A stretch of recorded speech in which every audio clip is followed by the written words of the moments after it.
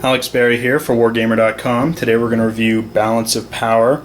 Now this is a post-Napoleonic, pre-Great War, almost concert of Europe diplomacy game. It's sort of rock, paper, scissors, risk almost. And you have really an excellent map. Looks great. And you have the various powers. You've got Austria, France, the Ottomans, Russia, Prussia, and England. Sort of how it looked sort of post-Napoleon. You have solid pieces here. It's sort of a rock, paper, scissors mechanic where you have kings and bankers and generals. The general can take out the king can take out the banker, and the banker can take out the general. You have a color rulebook. Things are laid out quite clearly. You simply have 2 pages of rules, 2 pages of examples, how things score, and then extended gameplay. It's really a simple game. I think it's a game that tried to have some depth and tried to sort of recreate the concert of Europe, but ultimately, with no luck and no hidden information, I think this game really bogs down. It's not an enjoyable game. It's just, you just want it to end. And the box says that it is 45 minutes to 90 minutes, and that is total fantasy. The game is just going to really just drag on for hours because if you see someone is sending king units after you, you're going to react with general units. And even if you have player elimination, and let's say Austria gets knocked out, let's say Russia, the Ottomans, and Prussia all gang up to take out Austria here, then you're going to have that player eliminated, and the game could still go on for 2 hours because eventually, you're going to get in a point where they see, it's not worth the aggression because I'm going to expose myself too much, and people will simply build up. I can't even get people in my game group to play this again just because, this is a game that just drags on, becomes almost routine.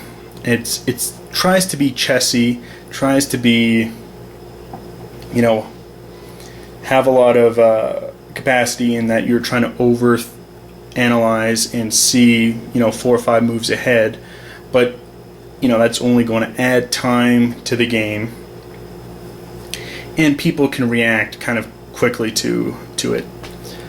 But let's see how the game actually plays. I'm going to set up just sort of a 3-player game. I think a game sort of plays better with 6 because you have more of a diplomacy aspect. But then you have the issue of player elimination when the game still goes on for hours. And eventually, when you're down to 3 players, it still bogs down. And you're not really able to knock out, with a power blow. I think the lack of luck, lack of hidden information really hinders this game. So I'm gonna set up Russia, Austria, and the Ottomans just to see sort of people are able to see sort of how it plays. You can use this portion of the map. So here's the board on setup. Each player is going to start with a banker, a king, and a general in their capital. Then the starting player will get to place one of those additional units within their empire. Next player is able to react to that, and then the third player. So that's sort of how the board is set up.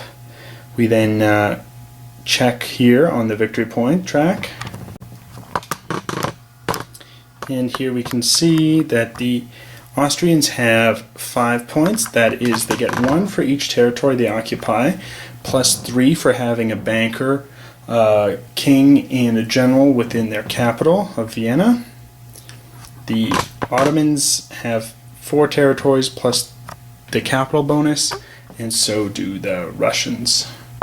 So they're both over at 7 points. Now in a 3-player game, victory is achieved at 27 points. So now the Ottomans go first. So they are going to have one action each for their banker units, their general units, and their king units. So what they're going to choose to do is they're going to duplicate their king. You can either move, duplicate, or attack. They're going to attack with their banker, which will eliminate the Austrian general, and they're going to attack with their general, which will eliminate the Austrian king. It is now the Austrian player's turn. They will attack with their banker, eliminating the Ottoman general. Their king, they're going to move. They're going to move with their king to Bowman, and they will duplicate with their general. Now, you can only have a total of 3 units within any one territory at once. 4th one can come in while you're attacking. And then the Russian player is simply going to choose to duplicate a banker, a general, and a king. And now we're back to the Ottoman player's turn. If the Ottomans or any other player is able to control all of their home countries, so here for the Ottomans, this is the yellow. They have Tunis here, and then sort of the bulk of the Balkans. And if they're able to control every territory, they're going to get a 4th bonus action. So that's usually an early goal for a lot of people. Typically people aren't so aggressive early on as they're trying to secure that. But now the king, with the Ottomans, they're going to move one of their kings in there, closer to the banker. They are going to move one of their bankers here, and they're going to choose to duplicate the general. The Austrians here are going to send in an attack with their general, killing the Ottoman king. They're going to duplicate their king up here, and they will move their banker out. The Russians are simply going to duplicate one of everything here. Now they're building up some strong forces here, and the Ottomans and the Austrians are going to be aware of this. They might try to call a truce, focus on more aggression towards the Russians.